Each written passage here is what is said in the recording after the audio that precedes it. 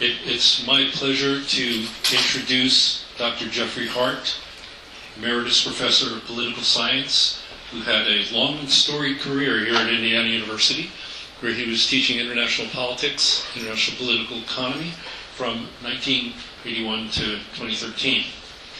He started teaching at Princeton from 73 to 80. He was a professional staff member of the President's Commission for a National Agenda for the 80s from 1980 to 81. He's been a prolific author. His books include The New International Economic Order, Interdependence in a Post-Multilateral Era, Rival Capitalists, Globalization and Governance, Coping with Globalization, Responding to Globalization, Technology, Television and Competition, The Politics of International Relations, 7th edition, and scholarly articles in a wide range of journals that I won't bother to list. Today, Dr. Hart is going to tell us about a book he has just completed. And of course, we are anxious to hear about it. So without further ado, Jeffrey Hart. Good. Thank you, Howard. Okay, I'm got a picture of the new book. And I actually have a copy. Anybody wants to look at it later. This book is the culmination of work that I started actually in 1982. So I first worked on with a colleague at University of California at Berkeley. The European community wanted to know what was happening with computer networks and this new thing called the Internet. And so we did a paper talking about the early history of the Internet when it was still the ARPANET, for example. And so did a series of things after that.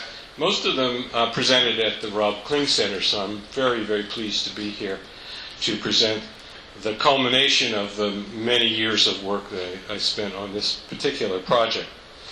Let's see. So let me start with the really good news of a technology that diffused rapidly through the world. As you may know, this is as of 2022, there are 5.3 billion users of the Internet. And that is 3 billion short of the world population, which is still to be introduced to. I guess a lot of them are not really interested in using the Internet, but still. And about half of that 5 billion, probably their main access to the Internet is through smartphones. So not everybody has access to the Internet through fiber optic cables and Wi-Fi and so forth. Many of them have cell phone access, and many of them now, for example, in China, have access through 5G cell phone networks. So they're pretty good. And I wanted to talk a little bit. The book has 2 chapters on the history of the building of the Internet. And I thought you might like this picture. That's on the right, Vint Cerf. On the left, Tim Berners-Lee. And correctly identifies them as the people who didn't invent the Internet and people who didn't invent the World Wide Web. In fact, both of them invented the thing that they say the other one said he didn't invent. So I was very lucky to have direct contact with Vint Cerf and Robert Kahn in writing the history of the building of the Internet, particularly the TCP/IP protocols upon which the Internet depends. And I never had the opportunity to talk to Tim Berners-Lee or Robert Caillot, but they at CERN were the authors first of the hypertext markup language, HTML, and later they dubbed the Internet with HTML content the World Wide Web. And in fact, Tim Berners-Lee, I believe, still manages the World Wide Web Consortium. We call it W3C, I guess. But the success, the rollout of the internet depended on a bunch of other technologies, including the Ethernet, which is largely attributed to Robert Metcalfe,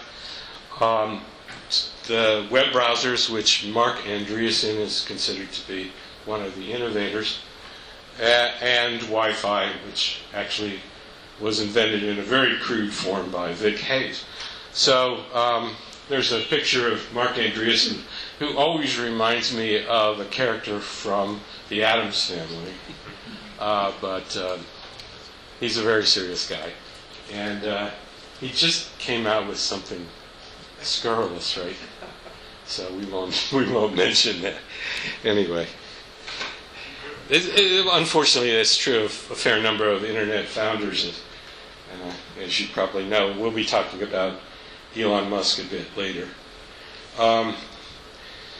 So one of the things I learned by working with my colleagues at the Berkeley Roundtable, particularly Francois Barr, was one way to talk about the history of the internet was in terms of visions that were behind the building of various aspects of it. And at the very beginning, you had former rocker John Perry Barlow issuing some statements that later were classified as cyber libertarian or cyber anarchist, where he just basically tells governments to stay hands off the internet. It'll build itself, which it didn't. But nevertheless, he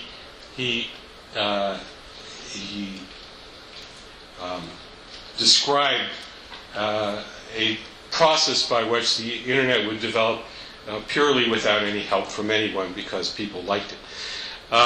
The next vision was a combination of military and academic, and mainly through the Defense Advanced Research Projects Agency, originally called the ARPANET, which really gets started in 1969. So that chart I showed you earlier, you go from basically 0 users in 1969 to 5.3 billion users in 2022. That's a pretty good example of technology diffusion. The third vision is a commercial vision. When the ARPANET became the NSFNet, and then the business community wanted to use the internet, the commercial vision sort of took over for the building of the internet. And finally, we had a democratic vision, which is often associated, believe it or not, with Al Gore. He did not build the internet, but he was a big factor. I mean, the truth in some of his statements is evident from the historical record. As a senator, he made a number of initiatives which helped the NSFNet to expand, to increase its capacity. But basically what happened at that point was the scientific community wanted to have a way for the supercomputers to connect to one another, and they got a better internet to do that. And then it rapidly became a commercial thing because they figured out a way, even though the thing had been built primarily on public funds, to make it accessible to private businesses. The second big thing that happened was the telephone companies and the cable companies made it accessible through their infrastructures, and doing that basically argued that they had to make money in certain ways to pay for the fiber optic and other infrastructures that they built. So we're living with the commercial vision at the moment, and that's one of the sources of problems that I'll talk about in this talk. So these are the problems, even though there's a remarkable success connected with the creation of the internet, there's still some very important problems. And the top problem in my mind is what's called the digital divide. So one of the ideas about the founding of the internet, it would make information available to everybody on a pretty much equal basis, which is a profoundly economic, profoundly democratic vision. And But in fact, the internet is not equally available to everyone on an equal basis. And so there are some very important inequalities in access as well as in usage patterns that I'll talk a bit about more later. And the question of how do you make things more equal is pretty much put under the category of bridging the digital divide. Another issue that comes up with the internet is the economic power associated with the people who control the pipes that convey the information that flows through the internet, but also some of the people who provide services on the internet, particularly big, what are now called platform firms. And so the question is, do existing antitrust and competition laws adequately protect consumers and vendors from discrimination or from abusive practices that come from monopoly or oligopoly power? A third issue is the problem of preserving people's privacy and their security while using the internet. And that's related to the fourth issue, which is cybercrime, reducing it. Probably can't eliminate it entirely, but and along with cybercrime, there are other abuses of the networks. And some of those are associated with the kind of content that is spread through social networks. So a kind of fifth issue has to do with how do you curate the content on social networks in the right way. Finally, there's the issue of intellectual property rights and international property rights laws, which in some cases may act to prevent the sharing of content which one would normally think is the right of individuals to share, for that matter corporations to share. And so the question is, how do you reform intellectual property rights to make that possible? So those are the big issues that I have in the last chapter of the book that I kind of use as a way of concluding the message of the entire book. Any questions at that point? Okay. So, bridging the digital divide. It turns out the biggest gap is between rich and poor countries. Big surprise. But even in rich countries, you still have major divides between different people of different income levels, people of different ethnicities, between rural and urban inhabitants, and between people of my age and the rest of the world. My advice, by the way, is for most elderly people is to find an 11-year-old who knows more than you do, and that usually works pretty well. But that doesn't work for everybody, and there are all still reasons for people to have difficulties, which I'll talk about later. Now, luckily, because the technologies behind the internet, particularly smartphones and computers, have gotten less expensive, that tends to reduce divides over time, although the divide between rich and poor countries has not been reduced much. There has come to be, especially in the developing world, a call for the right, a human right to universal access to information, including to the internet, to view it as a public good that should be perhaps provided, maybe by governments, but somehow. One of the ways that access has been provided to low-income people is through a process called zero rating. Zero rating is basically a practice of some internet service providers where you get a very limited access to internet services in exchange for not paying very much or maybe even nothing. And it's interesting that the European Union, for example, has taken the position that zero rating is not a good solution to the problem of access. I tend to agree with them. But clearly, even if you have physical access to the internet and you have no idea how to use it or the equipment that allows you to access it, you don't really have access to it. And then there's the question of whether you have the ability to process the information that comes across that particular channel of communication. And so education and training has got to be part of the overall process of bridging the digital divide. Okay, here's a chart that shows the gap. This is internet users per 100 inhabitants. Comparing the top line is the developed world. You can see that a lot of progress there.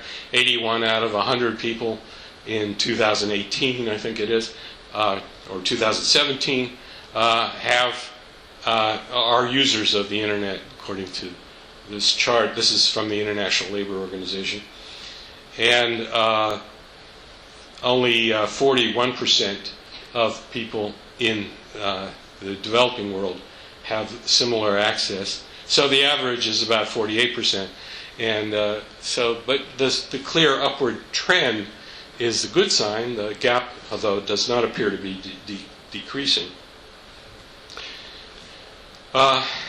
If we look at the rich countries separately, there's generally evidence of reduced divides. So that chart on the left is from the United Kingdom, and it shows internet usage. These are non-users in this chart, so you see that declines over time for all these different groups, and includes people of different races, different ethnicities, but obviously there are still differences across those categories. And on the right, we have percentages of U.S. adults who say they have access to various things, with the bars representing different income levels. The people with the black bars are incomes of $100,000 per year or more. And you can see the wealthier you are, you're more likely to have multiple ways of accessing the internet, smartphone, desktop computer, home broadband, tablets, and all of the above. So again, there's an advantage to being rich. So let me move on to the question of antitrust and competition law, unless there's...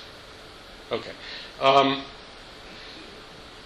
There are obviously potentials for abuses arising from the concentration of ownership in, as I said, the pipes that bring you internet data, but also to some degree in the concentration of ownership, for example, in web browsers or various other kinds of platforms. And we currently have a number of lawsuits underway on this very issue. The question is whether the Antitrust Division of the Department of Justice or the Federal Fair Trade Commission have cases that they will succeed in winning against companies like Google and Amazon and so forth. Have any of you had experiences of discriminatory practices or practices that you think are unfair or abusive? Because if you don't, I have. In terms of the stuff that we see on the internet, or? So, for example, I try to sell books on Amazon. It's very difficult to make any money. Very difficult. And they take big fees. So, yeah. And one of those cases is about a computer games company that claims that the online game store, I forget which company it is. Is it Google? Yeah, both Play Store and the Apple App Store take about a 30% fee if you wish to have your game on their platform. Right, exactly. So there are many cases of abuses and anti-competitive practices. What's the case is about Google charging Apple for, was it $38 million? No, it was more than $38 billion. Yeah. for the use of the Google browser on iPhones. And that case is still going on. Okay. Now, the telephone and cable companies dominate the U.S. Yes, Steve. I think you just said Google charging Apple, but I thought it was Apple getting money from Google to keep. Well, yeah, that's a semantic issue. No, I mean, Google pays Apple. That's correct. Google pays Apple to not use their own browser, Symphony or whatever it is that they call it, and to use the Google browser instead as a way of maintaining their market share in the browser market. And yeah, it's been very successful. And the question, of course, in the case is, why do they have to pay them so much money to do that? And Google says, well, our browser's better. But I think the Federal Trade Commission isn't so sure that that's true. So, yeah, that's an example. And the question is whether existing antitrust laws or competition laws are good for the problems that are created by anti-competitive practices on the internet. And I don't have a specific answer to that, but in a way, it's related to another chapter that I have in the book about the net neutrality debate, which is precisely on this question of discrimination against service firms that use access to customers through the internet infrastructure. And so the big telephone companies have said, oh, well, we wouldn't do that, even though we could. And some big companies actually pay them not to discriminate against them. So the question is, why do they do that? Because they could. So that's what the net neutrality debate is. In the chapter, I go over the long history of net neutrality issues in the United States. And first you're up, and then you're down, and then you're up, and then you're down. The Republicans don't like net neutrality. The Democrats do. And generally, every Democratic presidential candidate has come out in favor of net neutrality. Every Republican has come out against it. And at one point, the FCC was dominated by a Republican, particularly a guy named Ajit Pai, who was adamantly against net neutrality. And they claim on their side that you don't need it because people won't actually discriminate, or it's a problem that doesn't exist, so you don't have to solve it. And unfortunately, that's just not true.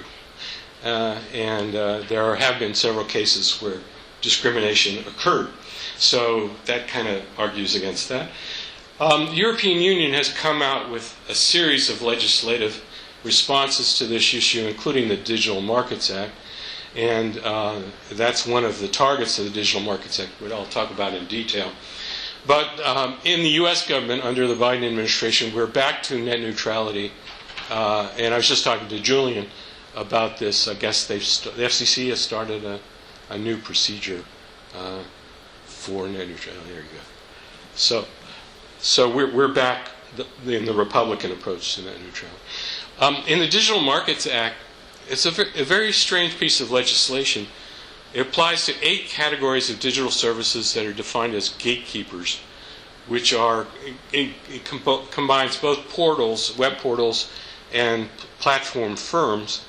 And these firms, the gatekeepers, are obliged to do certain things and prohibited from doing other things.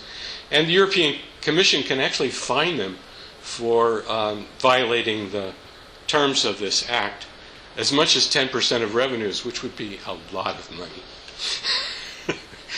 And, part of what's going on with the Europeans is they don't like the fact that American firms kind of dominate this space. There are a few European firms that play in the territory.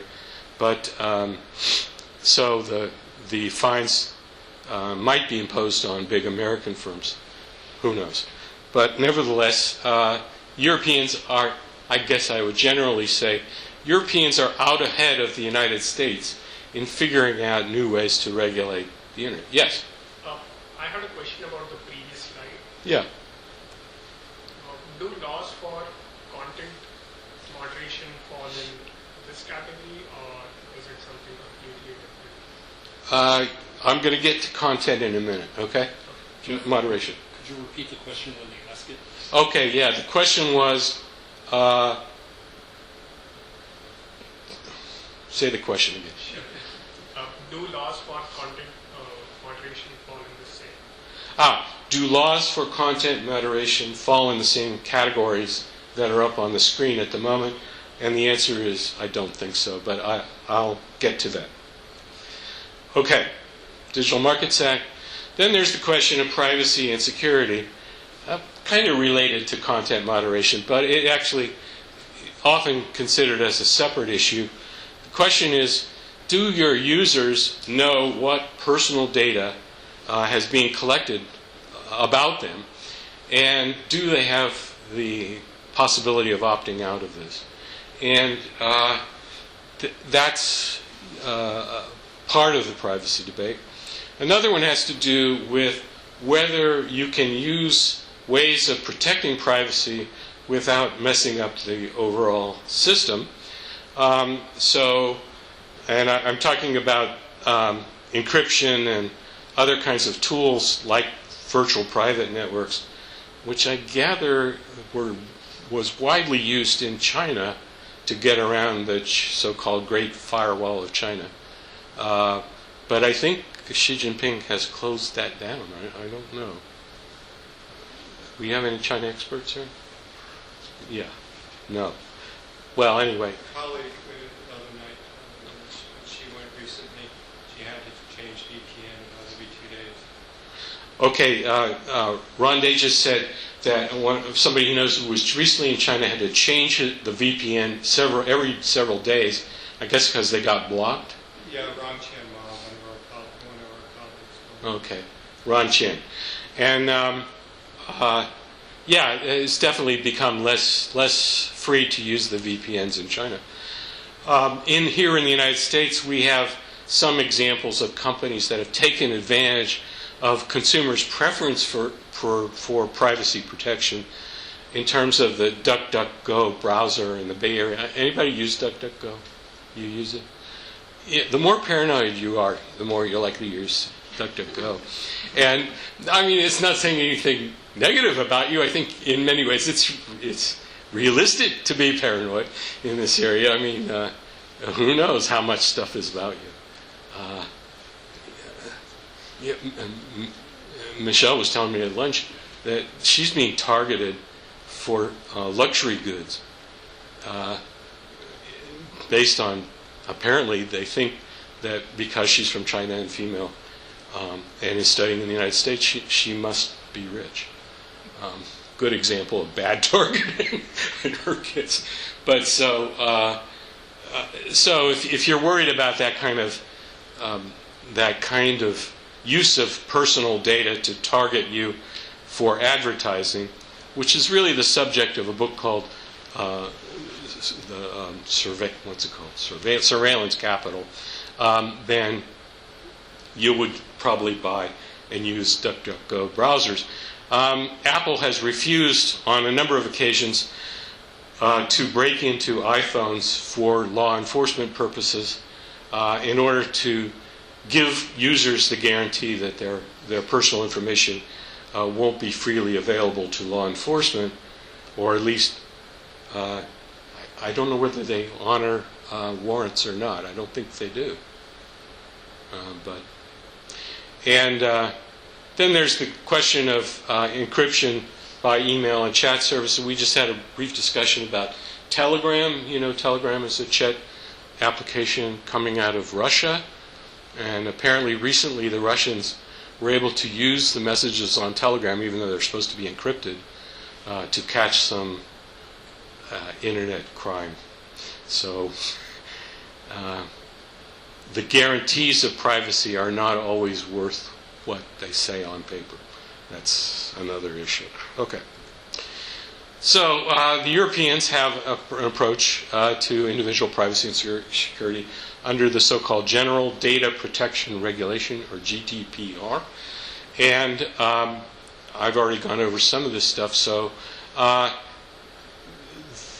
this GDPR set of regulations has spread to some degree in the sense that, for example, American firms try to be GDPR compliant, not just in Europe, but elsewhere, I believe. So it's another example of the Europeans leading the world in regulating certain aspects of the Internet.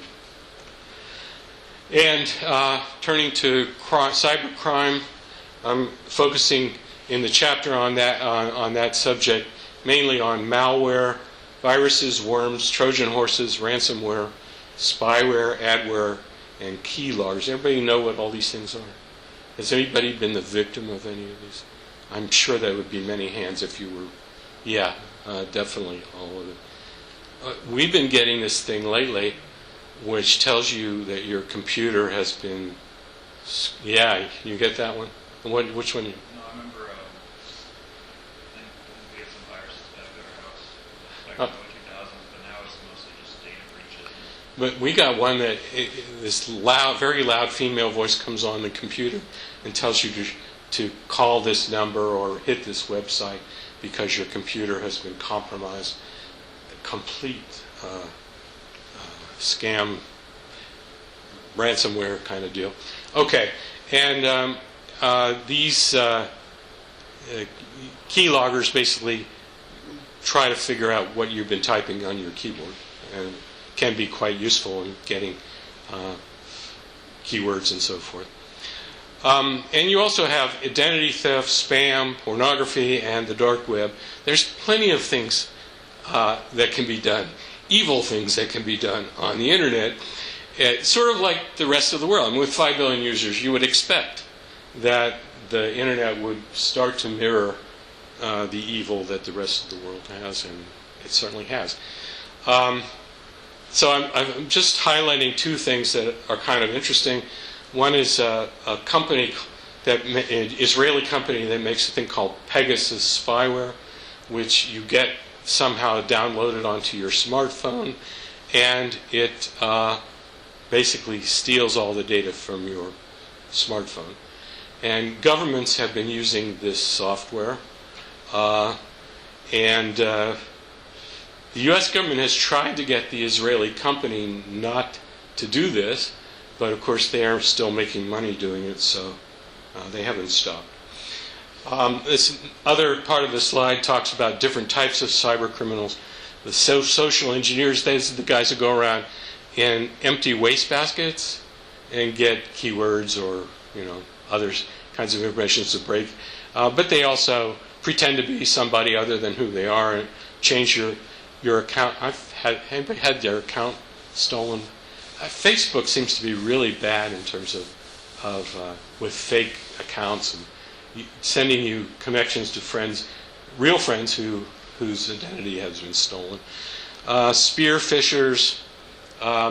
These are guys who make you sign on or ask you to sign on to an internet website in order to steal some of your data. Just plain old hackers, rogue employees, and ransom artists. I think school districts have become a real issue for ransomware. So there's plenty of cybercrime out there. I managed to go to a session at Berkeley, these guys who are doing an international study of cybercrime and cybercrime issues. They're thinking about the future.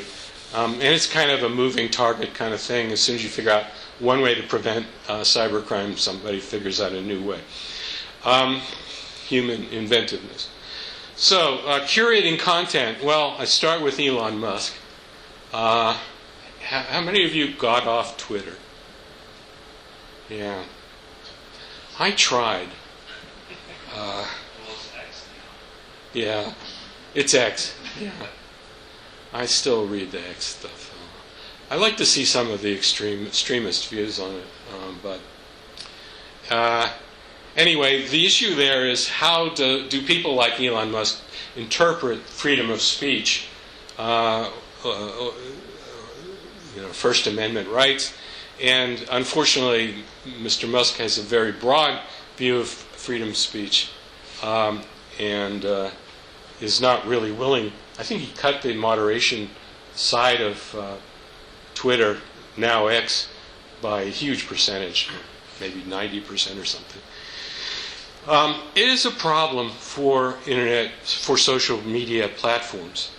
That is, if you're Facebook and you have how many billion users? I think almost 2. And how do you moderate the content on that big a platform? It's tough.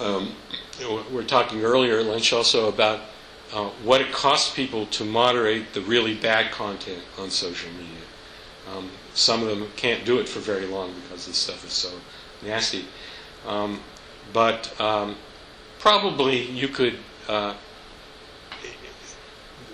question is, how do people justify the cost of doing a better job of curating content? And that's a real issue. One of the proposals, particularly from the Republican side, is to modify Section 230 of the Communications Decency Act, which makes platforms not responsible for content.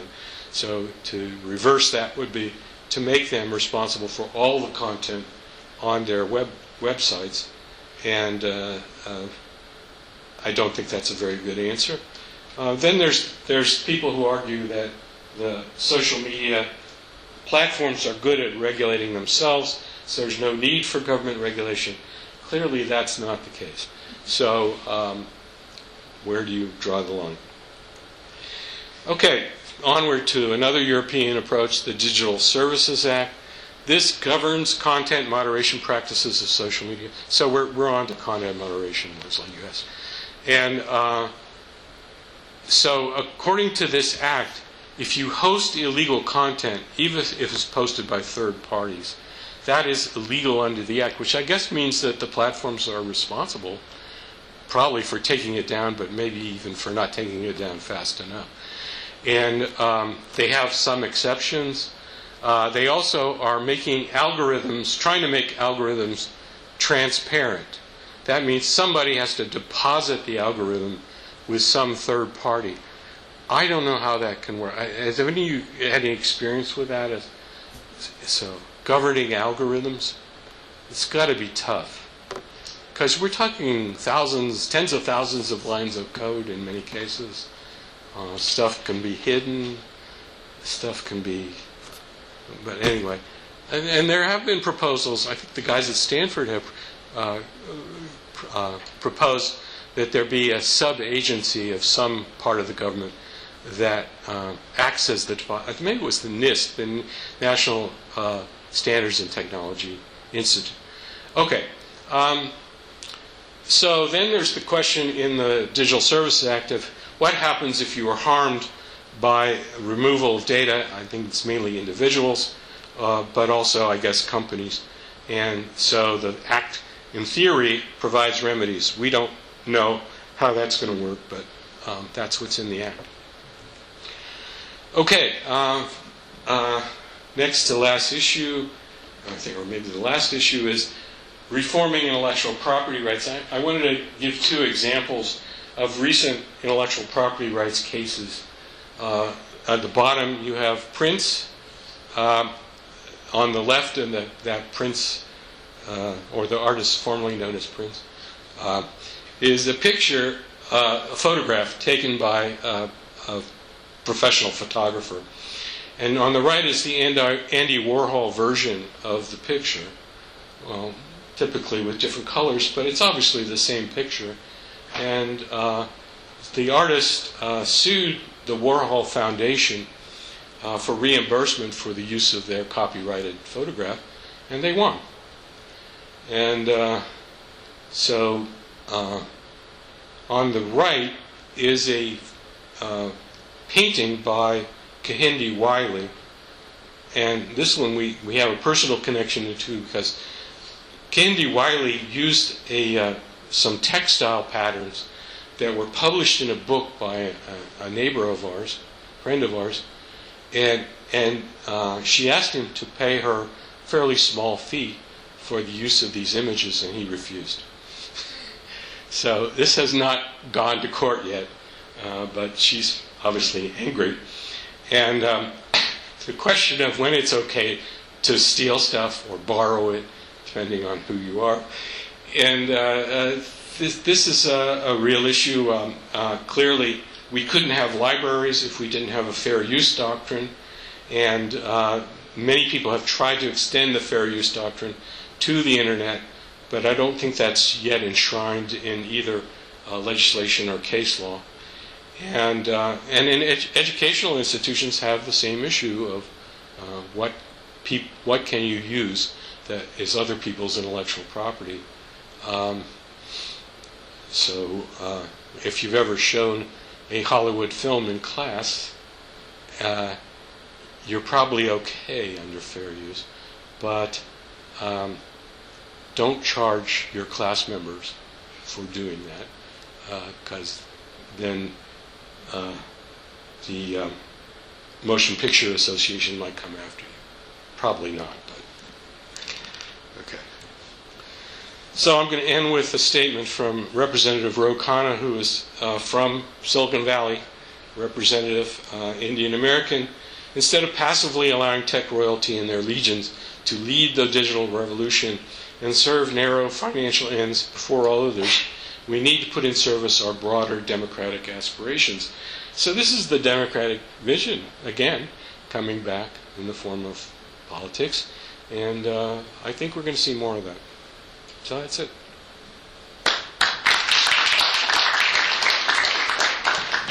Okay, we have time for questions. And are you okay just repeating the question? Oh, sure. I'll just... Okay, that way we don't have to run the mic. All right. So, anybody have a question? Sir. How effective would you say the U.S. is in fighting cybercrime? So, Steve Gottlieb asked the question, how effective do you think the U.S. is in fighting cybercrime? I did a little research. Apparently, I think it's the FBI, I forget which agency, but there is a cybercrimes unit of the federal government that is in charge with this issue. I don't think it does that much, frankly. Although, they obviously are getting money from Congress to pay for their activities, so I guess they have to prove that they're doing something. But it's so big. I mean, the problem is just so large. And it's kind of like the same problem of curating the social network, social networks. But, yeah, they've got to do something. Yes? In which ways has the widespread use of smartphones in the past decade impacted the digital divide? So the question is, in what way has the greater use of smartphones worldwide impacted the digital divide? And clearly it has reduced it because there are many people in the world who only have access through smartphones. And a lot of people in China apparently have 5G services in the rural communities that didn't used to have any service before. We're talking about extending more of 5G to our countryside. It's easier than laying more cable. But you have to have a good fiber optic network for the 5G to work. I mean, it's an interesting problem. And currently we have organizations like the Broadband Breakfast Group, which are trying to monitor what's happened. We have, what's it called, the reconstruction... What's the Biden law that rebuilds infrastructure? I forgot the name of it. Anyway, that law has provisions for building out more broadband infrastructure to the entire country. So there's still places in the country, clearly, that don't have access like that. So, yeah. Question? Yeah, I've had many people here have had this too, but I've had undergraduate students that don't know how file systems work, like how folders nested within each other, because they're so used to working like on the cloud, on Canvas, on those kinds of things. Do you think that there's a way for the internet that also that the younger generation, like that the digital divide isn't as clean as young people are better than old people, but are there ways that young people are like losing something?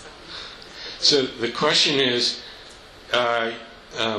people in the particular questioner's experience, young people have not been familiar with file and folder structures for keeping information, and that even though they have access, they may not be benefiting fully because of that. And what was the rest of the question? So, like, is there so that specific example is a way that the younger generation is like less technologically literate than Yeah. the generation preceding them? Yeah, there are people who are making the argument that too many people are spending time looking at screens. A lot of schools are outlawing smartphones in classes. It is distracting. And sometimes the content is just pure drivel. And then there's the issue of shaming people, which has become a big issue. So yeah, I mean, little kids are really good at using the internet and software and games particularly. And apparently so is Samuel Bankman-Fried. Apparently he plays computer games while talking to the lady from the Met Gala. So just reading that book. So yeah, I mean, clearly everybody can benefit from education and enhancing their skills at using this stuff for good, or at least for what they think is good. You know, and what can I say? We're falling a little bit behind in that area. There's been some impact of the pandemic on all this, and a lot of people were alarmed when their children or their people they knew couldn't keep up with their classwork because they didn't have good connections or didn't know how to use the equipment or didn't know what to do with the information. So yeah, this is an issue. Yes? My question is a bit broad. In terms of the digital divide that we see in the developing countries and the developed countries, specifically what I have seen, at least with respect to my country, my home country, India in this case, is the type of content that is available on the internet on like social media platforms. Specifically polarizing content which either sways extremely to the right or to the left, and it becomes like a vicious loop as you keep on scrolling and the algorithm is tuned as such that it only shows content that you believe in, so that you stay on the platform. So my question is, can there be any laws which can mitigate this, or is there some other way to deal with this?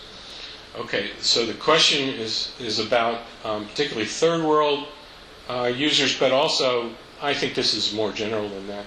That is the polarizing effect of certain kinds of social networks which reinforce people's views. What is that called? I forgot. Confirmation bias. The information bias, or there's a confirmation bias is one way of describing that. But you know, and also you have the people who are creating these extremist communities. You know, one of the good things about the internet is you can find people who think like you do. One of the bad things about the internet is you can find people who think like you do. And there's kind of a good book on this subject called The Chaos Machine, which talks about, I think it doesn't talk about India, but it does talk about other cases like that where I think the, was it the Thai case of the, I forget the name of the people. But anyway, there are many examples of polarizing or extremist politics, including in the United States, where you get to see other people who believe the same as you do, and you happen to agree on things which are unfortunate from the point of view of social solidarity. I don't know whether governments can do much about this. It would be good if the moderation of content on social media took this into account. So one of the big problems that Facebook had is they didn't have enough native speakers of Thai, for example, to do a good job in Thailand. And so one remedy is to hire more people who can actually read the stuff and curate it. But, you know, it's just an issue that's to be solved, and I don't have the answer. Ron. Yes, thank you for your talk and your book. I mean, what we've been talking about is the internet. As we know, the internet, some of these issues from the 90s is quite different now than it was then. Because the old media came back long ago, and now there's lead back and forth, corporate ownership back and forth, and platforms, et cetera, et cetera. I'm just curious, you did mention the FCC. I mean, why, in your opinion, so much of this, at least in this country, what we recently went through is, and continue to go through, is recirculation from old media going to new media. So, I mean, why, in your opinion, why can't one political administration after another, I mean, we know why one, but the others, why can't they crack down on this? I mean, the FDR did with Father Godwin, finally. I mean, this is just, it's running rampant again and again and again and destroying, to begin with, destroying whatever political norm there was. And it's just, it's beyond me. Why can't, say, the Biden administration see this as a central problem? Well, let me try to summarize that. That's a very interesting comment. Ron is asking about how can we think about earlier cases where the mass media were asked to tone stuff down because it had gotten too extreme. It was really divisive. These are public airwaves. They don't create them. Yeah, that's the problem is when we commercially built out the internet here in the United States, but it's not just here. It seems to be much more widespread than I even thought, to rely on commercial enterprises to do a lot of the infrastructure building.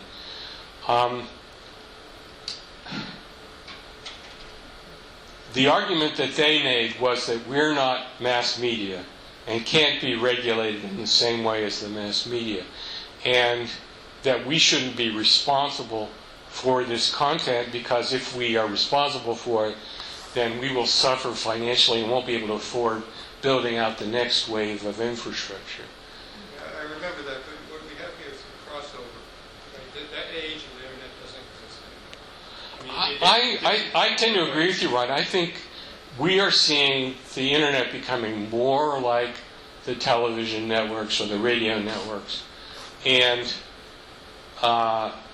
especially if access becomes more universal than it is now, that argument will carry a lot more weight. And as we see more examples of extremist groups finding other extremists and becoming more powerful as a result, I think there will be a counter move, but it hasn't happened yet. And there are too many Peter Thiels and Elon Musks out there in the guys that Rokan is talking about, to keep that from happening yet. But it's a matter of power and people realizing what's been happening. Yeah, I like that Chaos Machine book. It was actually pretty good on that subject. Yeah. So one thing I've been hearing a lot about is how LLMs Oh, yeah. are... You're talking about large language models. Mm-hmm. These AI things that will make you a website or do your homework. And... Now, those are chatbots, but that's okay. okay. Yeah. Yeah.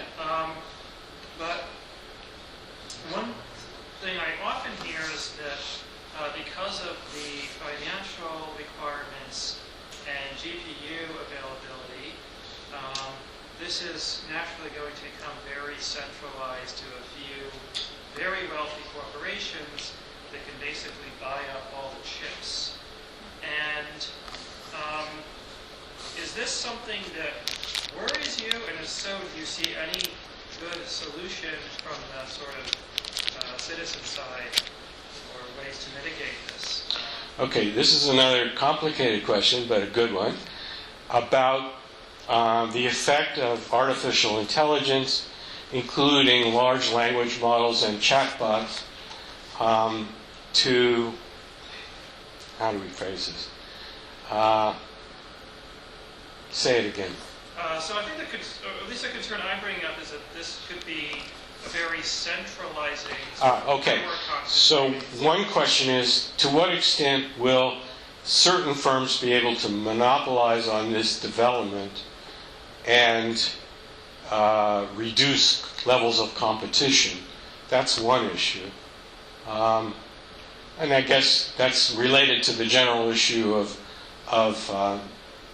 abuses of power, basically. Abuses of economic power, but also political power. And I really haven't thought too deeply about it. I've been thinking to some degree that AI could solve some problems that I just talked about. So you could use AI to help reduce the human burden of moderating content if you did it the right way. You could use AI to fight cybercrime. Again, if you could trust the agencies in charge of doing that, of using it responsibly. But one of the basic issues that you raised is large language models require big data to be trained on. And one form of big data is the internet. But there are a lot of other forms of big data. And so the question is, who owns the big data? And clearly, in the United States, we don't own the big data. Some very large companies own the big data. So that's the subject of the surveillance capitalism book by, what is her? Zuboff. Yeah, Shoshana Zuboff. But, and I think that's just something that it's a matter of vigilance. You have to watch who owns this stuff, who controls it. I mean, you're also kind of asking the question of who has the resources, who has the chips, who has the data centers, who has the access to electrical energy to run the data centers. Those are really important questions, and those are going to be big questions for the next couple decades.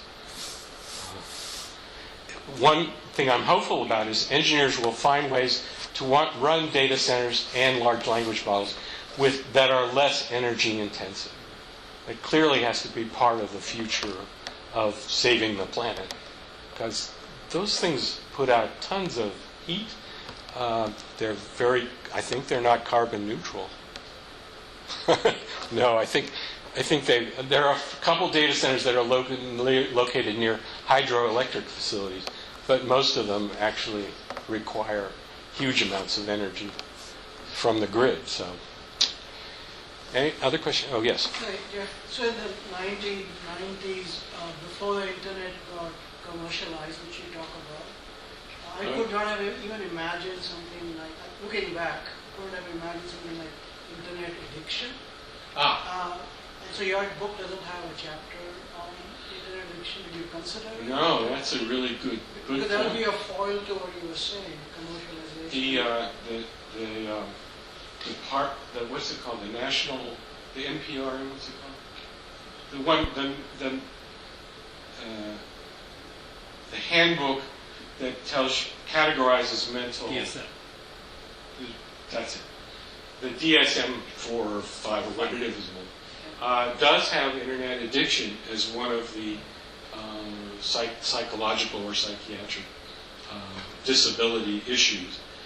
And some people specialize in treating internet addiction. I think South Korea is ahead of the entire world in this area because there are many children who are addicted to the internet there. And they have camps and they teach them how to avoid abusers. And we're going to have more of that too. I mean, it's just, unfortunately, it's in the cards. Anybody know anything more about internet addiction? I Some people in the room might be. know. And would you volunteer that? Yeah. That's the problem with a lot of people. Let's thank Dr. Hart.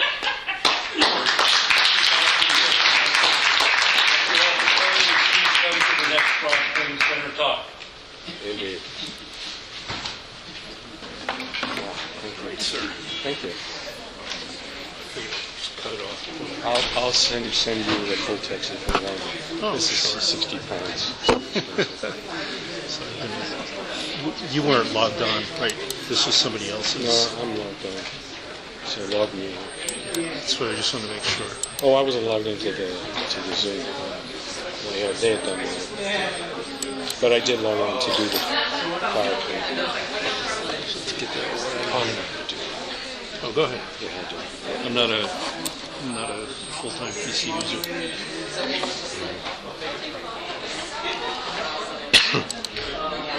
So what do you have next? Free time? No, I'm meeting colleagues. Okay. And, All right, back upstairs. And, yeah. Okay, great. At 2:30. So, Well, that was fun. Oh, you liked it? there's actually a Oh, no log on? right there.